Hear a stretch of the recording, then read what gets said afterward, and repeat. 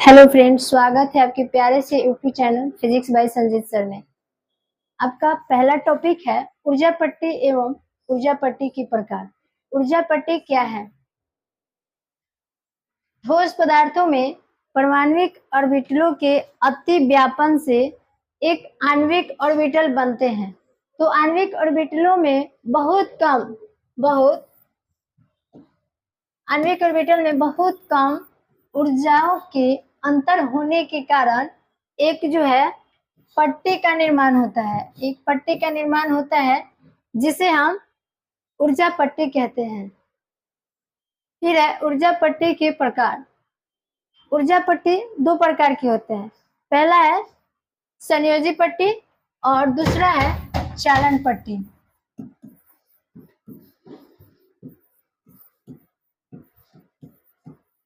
संयोजी पट्टी और दूसरा है चालन पट्टी।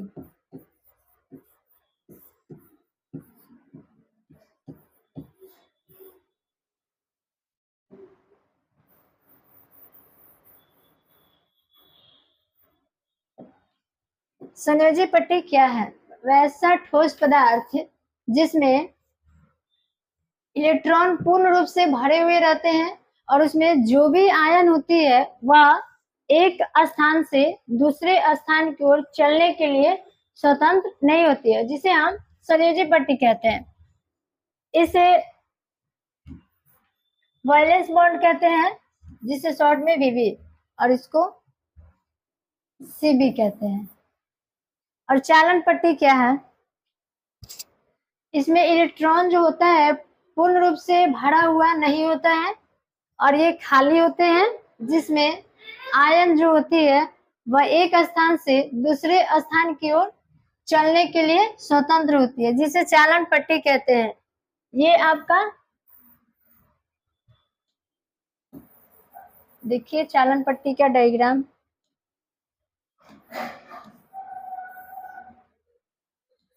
ये चालन पट्टी है जो कि खाली है और ये संयोजी पट्टी है जो पूर्ण रूप से क्या है, भरे हुए हैं।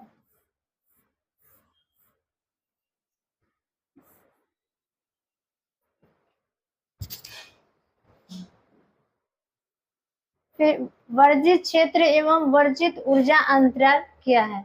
वर्जित क्षेत्र क्या है? संयोजी पट्टी और चालन पट्टी के बीच जो भी खाली स्थान होती है जिसे हम वर्जित क्षेत्र कहते हैं।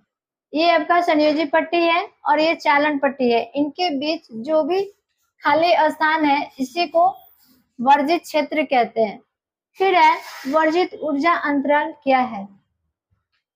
जब संयोजी पट्टी से इलेक्ट्रॉन को निकलकर चालन पट्टी में जाने के लिए जितनी ऊर्जा की आवश्यकता होती है, जैसे कि हम लोग भी चलते हैं तो चलने के लिए तो ऊर्जा की आवश्यकता होती है, इसी प्रकार से इस संयोजी पट्टी से इलेक्ट्रॉन को निकलकर चालन पट्टी में जाने के लिए जितनी ऊर्जा की आवश्यकता होती है उसी ऊर्जा को वर्जित ऊर्जा अंतराल कहते हैं।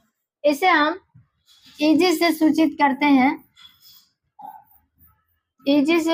करते हैं और इसका जो एसआई मात्रक होता है इलेक्ट्रॉन वोल्ट होता है। इसका एसआई मात्रक इलेक्ट्रॉन वोल्ट होता है।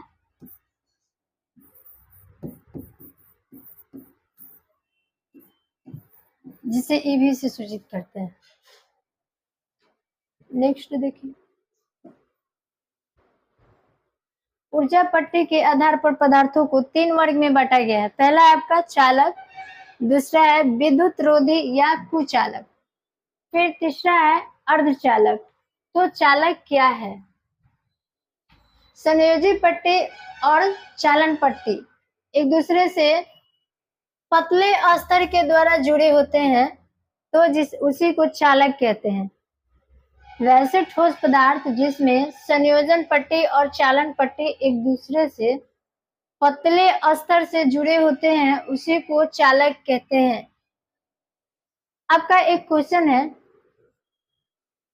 कि चालक को जब गर्म किया जाता है तो क्या होता है? चालक को जब गर्म किया जाता है तो उसका जो चालकता होता है वह घट जाता है और प्रतिरोध जो होता है वह बढ़ जाता है। फिर है दूसरा, विद्युत रोधी या कुचालक क्या है? तो संयोजी पट्टी और चालन पट्टी में इन दोनों के बीच में जो बहुत अधिक खाली स्थान होती है उसे हम कुचालक कहते हैं। इसमें आपका वर्जित ऊर्जा अंतराल का जो मान होता है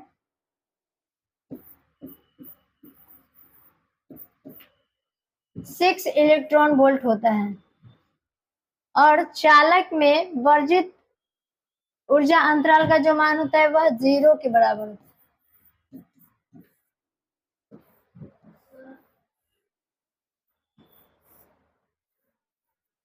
ये आपका संयोजी बैंड है और ये चालन बैंड है जो कि खाली है।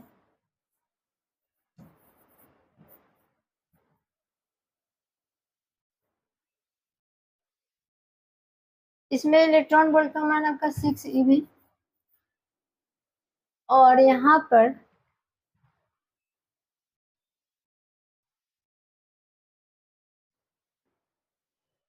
फिर है अर्धचालक। अर्धचालक क्या है?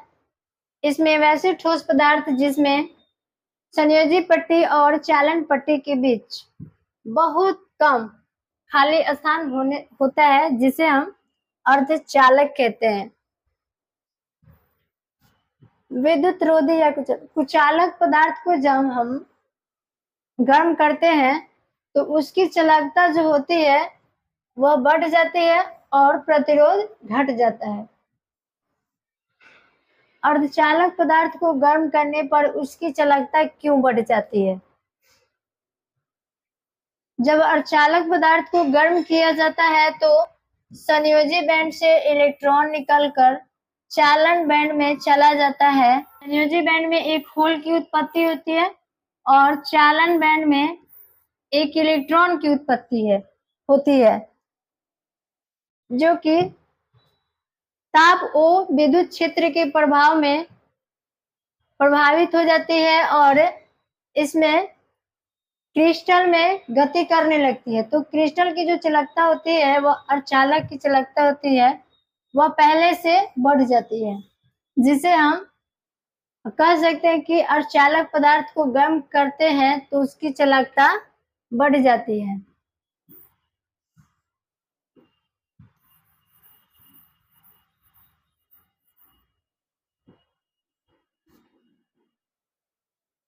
अर्धचालक के प्रकार।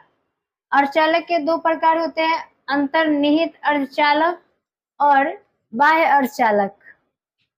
अंतर्निहित या नैज अर्धचालक क्या है?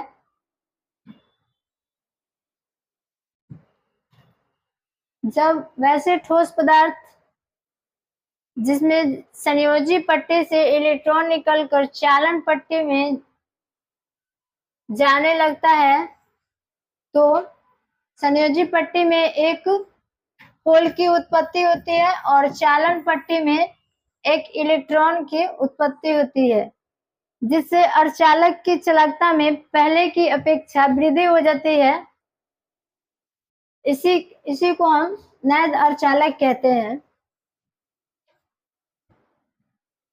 फिर है बाह्य अर्धचालक क्या है? चालक जब हम किसी ठोस पदार्थ में बाहर से अशुद्धि को मिलाते हैं तो उसकी चालकता जो होती है बढ़ जाती है, जिसे हम बाह्य अर्धचालक कहते हैं। नेक्स्ट देखिए, बाह्य अर्धचालक का प्रकार। बाह्य अर्धचालक का दो प्रकार होता है, पहला है आपका एन टाइप अर्धचालक और दूसरा है पी टाइप अर्धचालक। एन टाइप अर्धचालक क्या है? जब शुद्ध सिलिकॉन में हम पंच संयोजी तत्व वाले इलेक्ट्रॉन को जब मिलाते हैं तो अर्धचालक की जो चालकता होती है वो पहले से बढ़ जाती है, जिसे हम एन टाइप अर्धचालक कहते हैं। दूसरा है पी टाइप अर्धचालक। जब शुद्ध सिलिकॉन में वर्ग 13 के तत्वों को मिलाया जाता है या फिर त्रिसंयोजी तत्वों को मिलाते हैं तो जो भी अर्धचालक होते हैं उसकी चालकता पहले से बढ़ जाती है, जिसे हम पी टाइप अर्धचालक कहते हैं। एन टाइप अर्धचालक को दाता प्रकार के अर्धचालक कहते हैं, इसे हम ग्राही प्रकार के अर्धचालक कहते हैं। फिर आपका सिलिकॉन का संरचना। सिलिकॉन का संरचना क्या है? शुद्ध सिलिकॉन परमाणु प्रत्येक 4 सिलिकॉन परमाणु से सहसंयोजक बंधक द्वारा जुड़े होते हैं। जैसे आपका यहाँ ये शुद्ध सिलिकॉन है और ये प्रत्येक 4 सिलिकॉन परमाणु से जुड़े होते हैं, जिसे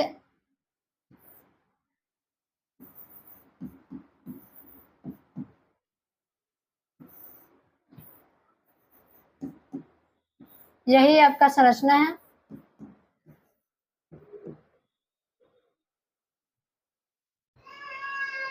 डोपिंग क्रिया क्या है?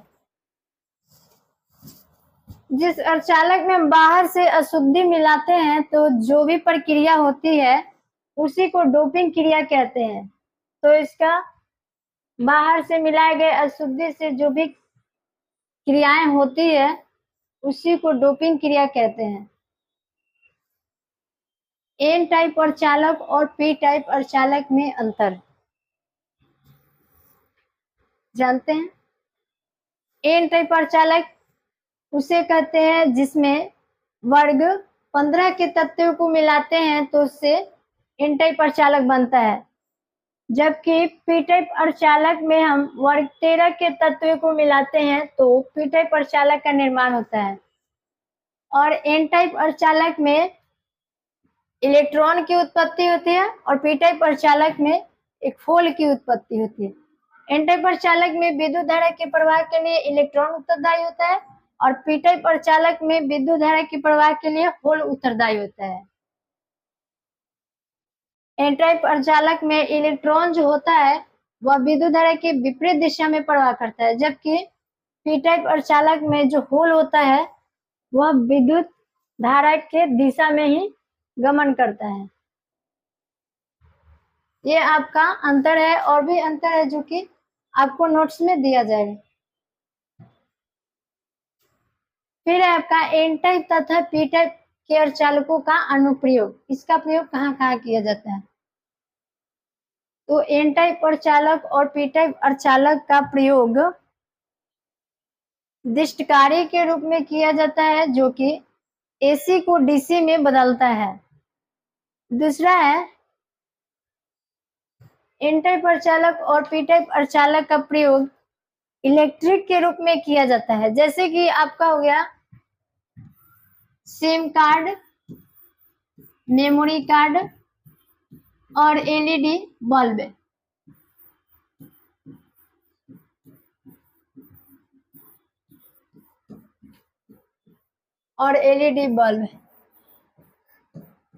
तीसरा है आपका एन टाइप अर्धचालक और पी टाइप अर्धचालक का प्रयोग संधि डायोड के निर्माण में किया जाता है। एन टाइप अर्धचालक और पी टाइप अर्धचालक का उपयोग ट्रांजिस्टर के पीएन संधि परिशोधक के रूप में इसका उपयोग किया जाता है। और भी उपयोग है जो आपको नोट्स में दिया जाएगा।